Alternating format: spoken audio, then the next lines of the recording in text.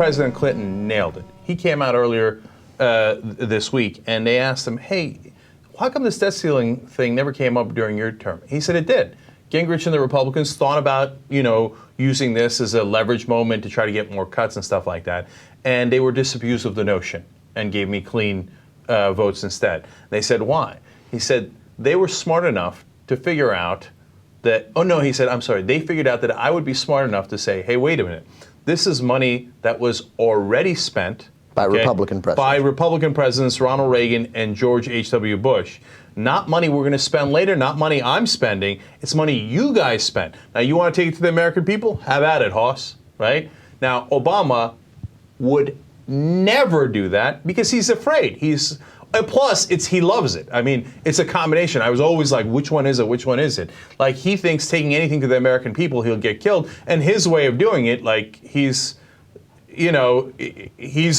I think in so many respects, even though Reid speaks so softly, I think he's much weaker than Reid. I mean, look at Reid is mad at how weak Obama is. Can you imagine? Yeah. Right? One, he would never take it to the American people. And two, he wants a right-wing proposal. That's the conclusion I've come to. It's both.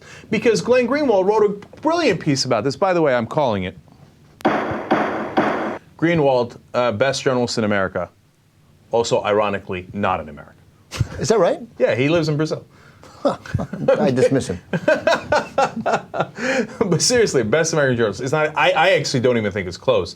And Taibbi's great. Of course, there's a lot of great journalists, but I think he's amazing. Anyway, so he says in The Guardian, look, he lays it out. He's like, look, here's what President Obama said about Social Security right after he got elected, etc. Before he got elected, he's like, I'm going to protect Social Security. This John McCain, some of my bitch, I can't believe it. Right after he gets elected, he's like, oh yeah, Social Security, we got to do entitlement reform and fixes and cuts and et cetera, and he's been dying to do it.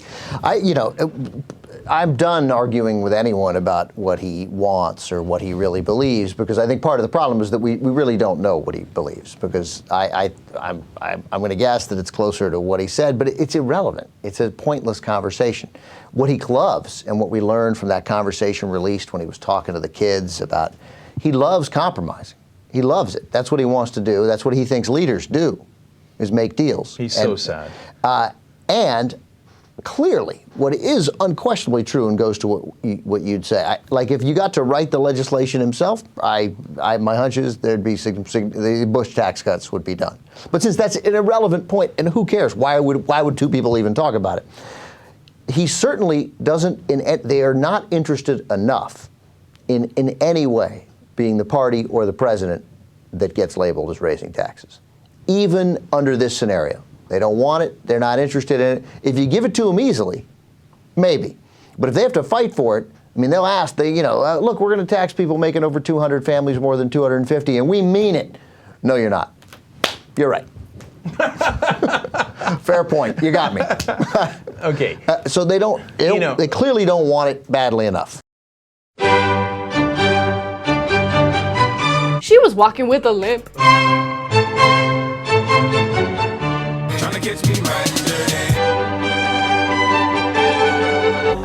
Yeah. Do I look cooler when I do that? No, not buying it. Put down your sandwich. I need to judge who ate the most. I won, right? Did Anna win?